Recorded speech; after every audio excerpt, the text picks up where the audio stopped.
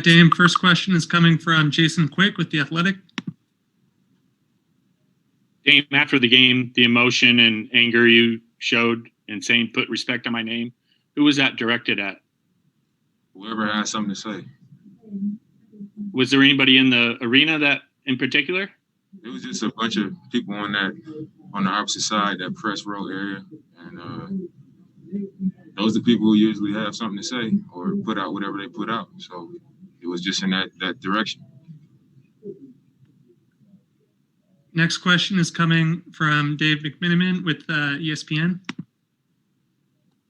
Hey, Dame.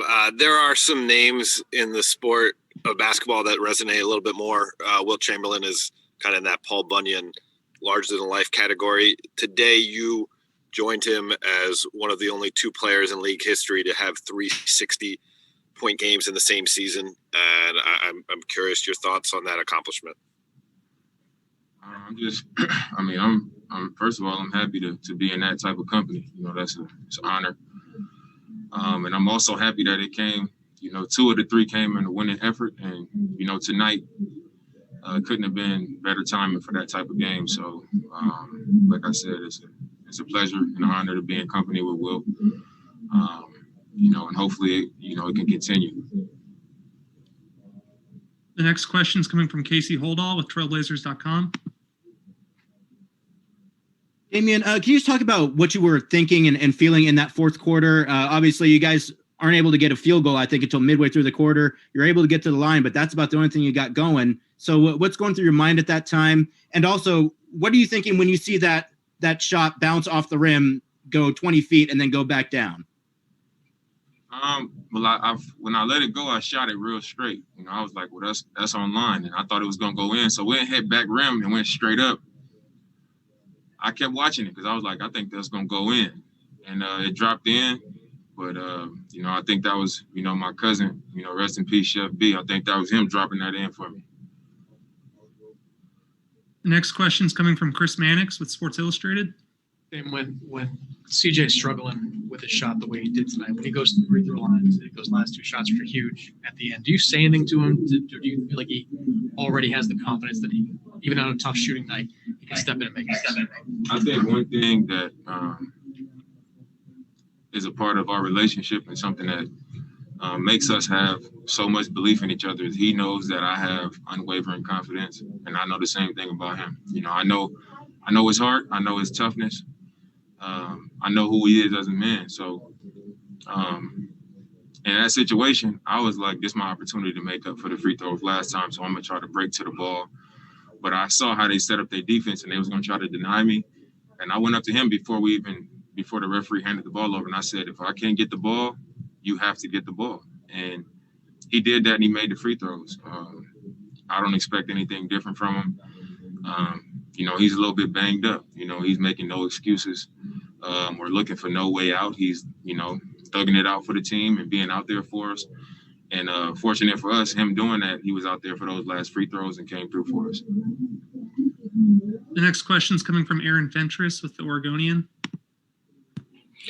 Hey, Damian, Earl Watson was on Twitter today talking, telling people basically to not mess with you or you're going to destroy. And he mentioned how a few years ago you contacted him because you were asking him what to do because you maybe received an offer from another team to go try and maybe have a better chance to win a championship, but you demonstrated your loyalty to Portland. Can you talk a little bit about that loyalty to Portland, about maybe that moment when you were offered from another team to maybe go somewhere else, and what Watson's words mean to you?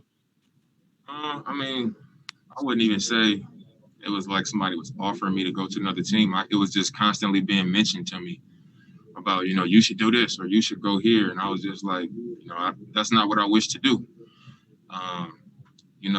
Where I was drafted, I lived there comfortably. My family is comfortable there.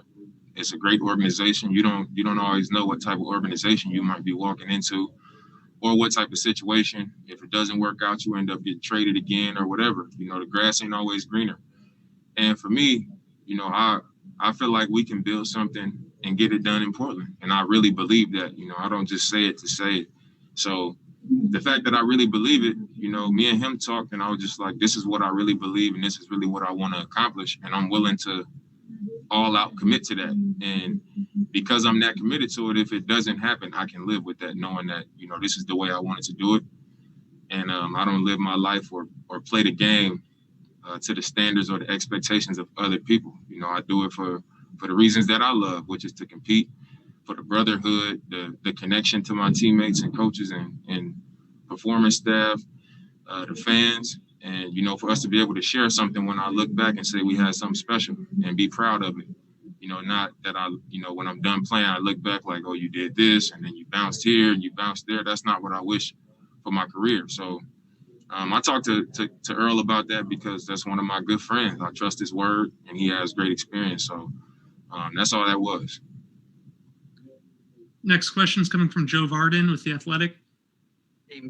So to recap, you scored 61 points after scoring 51 in a game you absolutely had to win to keep your playoff hopes alive in a pandemic in an empty gym. Like, is all this like settling on you just what you accomplished tonight and how special and strange this is? I mean, not really. I don't. I know it was a great game, last game and this game, but I'm going out there thinking I'm gonna do whatever I got to do for us to win these games.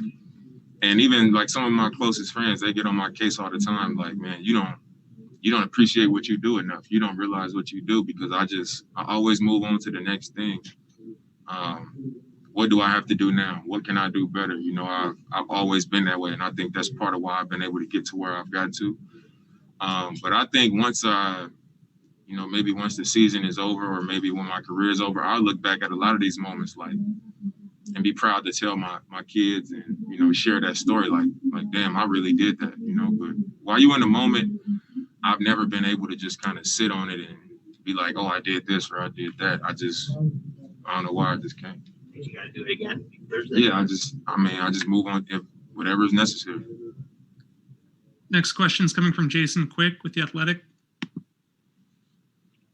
And can you give some insight into what Brandon was like and what your guys' relationship was like, and then also how you have been able to deal with that? Well, he passed during the quarantine